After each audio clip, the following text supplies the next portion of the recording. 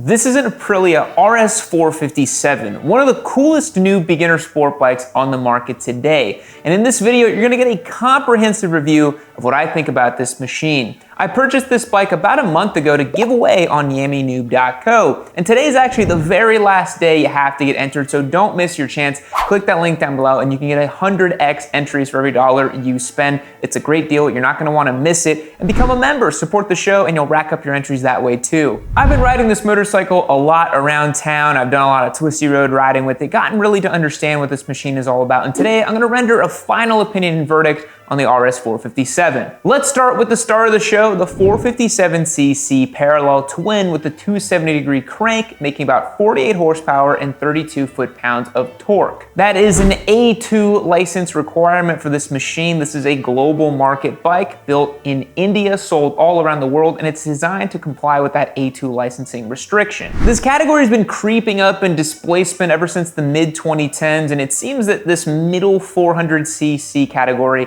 is really where we're gonna end up. The engine is chock full of character, it's got a lot of pizzazz and pop, it's got a really crisp fueling to the throttle, and despite a slightly dead spot in the middle of the rev range, you have to ride this bike by really getting it on the boil, kind of like an old school two-stroke, which is kind of cool because Aprilia used to build a lot of really sweet two-stroke bikes for the street and in Grand Prix racing. Despite this motorcycle looking very similar to the RS660, it doesn't really share a lot in terms of both the frame and the engine architecture. This is an all-new engine for this motorcycle, and that's why they can sell it at that very competitive $6,799 MSRP. Now, you'd probably be looking at paying a little over $8,000 out the door with this machine, which was what I did here local at AF1 Austin. The engine is a very sophisticated piece of kit featuring a completely hoseless system. All of the blow-by systems and all of the coolant systems are all blocked inside of the engine block, meaning that there's no external hoses, giving it a very clean aesthetic. Not only that, Aprilia also equips this motorcycle with traction control, ride modes, ABS, and that's gonna just keep you safer on the road. Now, we can do all of that because of this drive-by-wire system that the throttle is on. This is not a cable throttle, it's a new school drive-by-wire system which gives you some of that traction control capabilities.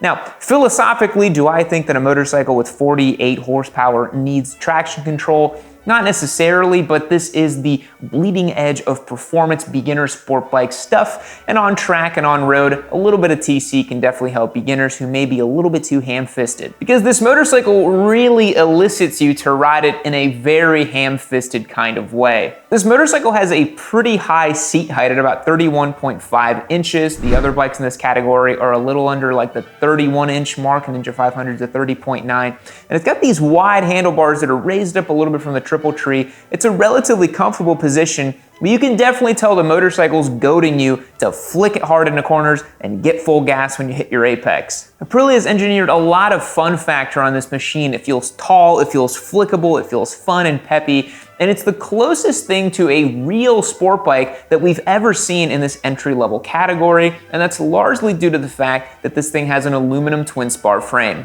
Now, the vast majority of motorcycles in this category, up until the RS457, feature steel tubular frames. Now, there's nothing wrong with that type of frame. The Ninja 400 handles very, very well, but when you have an aluminum twin spar frame, this is the benchmark for sport bikes. There's a reason why they were developed in the late 90s and the early 2000s, and everybody started adopting them, so much so that you saw MotoGP machines using aluminum twin spar frames up until very recently. Your Yamaha R6s, ZX6Rs, your Aprilia RS660s, your R1s, they all have aluminum twin spar frames of different rigidity, different thickness, and all that sort of thing. But it's a very cool feature on this bike, and it's one of the standout reasons why it feels so incredibly nice to ride when you flick it side to side. I have seldom ridden a beginner sport bike in this category that is so fun to ride. You guys probably saw my first ride and review on this thing. I was just giggling and laughing and just having a ball with this bike because you really can use almost all of it in almost all situations. And that's a really rare thing. Oh, dude, this is what sport bikes are supposed to be. This is it. Oh, they got it so right. They nailed it. They freaking nailed it, dude. You know, the RS660 has a very approachable power band, but it's still a pretty fast motorcycle that if you were to really try to use every last ounce of it on the street, you're probably riding way too fast. But this motorcycle tops out at about 110-ish miles an hour. You actually get to go through second, third, fourth, even fifth gear on a lot of your favorite twisty roads. Now, with the sophisticated frame, a sophisticated engine, the whole thing comes together to look like a big bike. And the fact that the engine has a 270-degree crank gives it a big bike presence for sure. We saw this with the RS660 and the R7 platforms. The 270-degree parallel twins have a nice throaty bark to them. They have a nice rumbly idle. And this 457 has the exact same thing. But when you look at it, it looks like a premium Italian sport bike. And this kind of chameleon prismatic dark paint scheme really gives it kind of that upper end of what a cool sport bike can look like. Braking performance is handled by a radial mounted bi-brake caliper up in the front, pinched by a master cylinder that is pretty rudimentary, but the biggest Achilles heel on this motorcycle is the pad compound. You're definitely gonna wanna swap to a more sporty pad compound if you get this motorcycle, just because you're gonna have way better progressive braking feel when you really start cranking on the lever. If you really wanted to go full zoot, I would recommend getting an RCS15 Brembo master cylinder and going direct lines to the pads and the calipers and getting a better pad as well. It's not too expensive and you're gonna get a super direct braking feel on this machine. For track duty, I really think the only thing this bike needs is a flash to tune out that dead spot in the middle, but to be honest, if you're on track, you're probably always at the upper end of the rev, so it might not even be that noticeable. You get the direct lines for the brakes and some better tires as well. This motorcycle is equipped from the factory with some kind of strange Aprilia spec branded tires. They work pretty well on road. I was surprised by that, but if you really want to go whole hog, get yourself a proper set of tires on this machine and it'll be super fun to ride on track. You can really see if you look around this motorcycle how they've made concessions that you can very quickly and easily get this motorcycle on track. The mirrors get popped off just by 2 bolts right here. The passenger pegs are a bit of an afterthought. They're just a tubular steel thing and just look like they've been tacked onto the motorcycle. I would remove those pretty much immediately if this was my motorcycle. And the swing arm is a beautiful piece of kit. Definitely doesn't look cheapo. If you look at a Ninja 400 or 500 swing arm, it's just this rectangular, flat little thing. This has a beautiful shape to it. And it's just overall a much more purposeful machine. This kind of performance and this kind of feel was typically locked away in the middleweight category at minimum. You know, you're talking about stuff like the RS660, the R6s, you know, those kind of middleweight monster sport bikes that you can go and have a lot of fun with. That was something that was locked away in the kind of $10,000 plus category. But now with this machine at $67.99, you get a vast majority of the feeling of riding a real deal sport bike at a fraction of the cost. That's where I think this thing really hits the mark. It is the most fun beginner sport bike on the market today, no doubt about it. It has big bike presence and feel, and it really is that stepping stone motorcycle in the sport category. And one thing I wanted to talk about is if this motorcycle really is a beginner motorcycle. You know, it's designed for A2 markets, and those are typically for motorcyclists who are not as experienced or a little bit younger. And so by definition, this is a more entry-level motorcycle. This is the cheapest bike that Aprilia makes as well, and cheaper motorcycles are the entry point to motorcycling. But this bike offers a lot for a lot of different kinds of riders. I mean, myself, I have a ton of experience with motorcycles. I've ridden over 190 different bikes in 12 different countries, done over 100 track days. I've been racing. I've owned an insane amount of motorcycles for the giveaway here on the channel. And yet this bike still gives me a fun, peppy, playful, joyful kind of feeling when I ride it. This entry-level sport category to me has always felt like the Miata of the motorcycling world. You know, they're a known quantity, they're fun, you can use almost all of it. But the cool thing is, unlike the car market, you have so many choices for your Miata of motorcycling. Pretty much any 400-ish cc category motorcycle is going to have that playful Miata-esque quality of being able to use virtually all of it on the road. When you sit on this bike as well, it's got these nice cutout on the gas tank. The gas tank is nice, tall, and flat like you would find on other proper sport bikes. And again, this lends this motorcycle very well for you to kind of get into it, ride it for a year or two, do your track days, get some advanced rider training, run on your twisty roads in a safe and controlled way. And when you jump to an RS660 or a Ninja ZX6R or whatever that next sport bike is for you, you've already developed so many great core skills on this thing that will directly translate to that next big bike. I really think if you get an RS660 after getting your 457, you're gonna be shocked at just how similar they are and just how you know, this bike, it's half the price of a 660, thereabouts. It's not half the motorcycle. It's at least 80% of the experience you get of a 660. So for me and my cheap bastard kind of ways, I love that. I think dollar for dollar, this is a very great experience you're getting on this motorcycle. Let's talk suspension. This motorcycle features preload adjustable only front suspension. The fork is a kind of no name. It is inverted. It's a 41 millimeter. If you wanted to improve the front end feel, you could drop a cartridge kit on this thing. 41 millimeters is a very common size. That's a common thing to do on the Ninja 400 platform. You could even swap out to a different fork, but I think that's kind of overkill. You just need something to control the rebound a little bit. I found in my testing that while the front end is nice and stiff, it does come back a little fast, and there's really not a whole lot you can do because it's not adjustable. You can only adjust the preload in the front. So I would probably drop a cartridge kit if I was going to track this motorcycle or have some fun with it.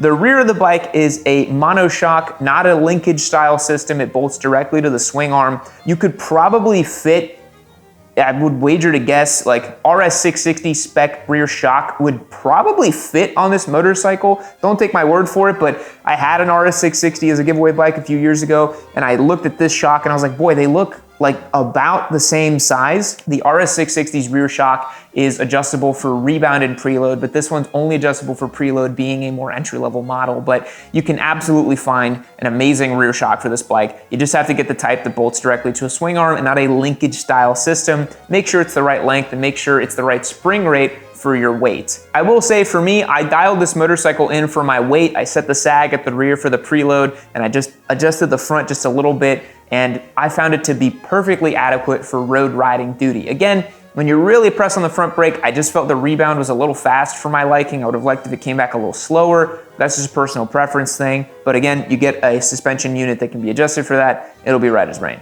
Being that it's a brand new platform, there's not a lot in the way of aftermarket support for this motorcycle just yet. People are probably gonna start making parts for it in the next year or two, but I don't even know if you have exhaust options yet. The exhaust is a single welded unit on this motorcycle, so if you did want to get something kind of louder and cooler, just know that you're gonna have to go from the header back, and you will have to come up with some sort of ECU or fuel management solution for that, because you're changing a really big portion of the exhaust gases coming out of this motorcycle. And if you do end up flashing the ECU, you could probably get that mid-range to be a little bit more linear, maybe get a little bit more power out of this unit as well. So really my only gripes with this motorcycle is the front suspension feels a teensy bit budget, but I'm used to really high spec stuff. It's not a big deal. The power band is a little kinked. It reminds me of the RS660.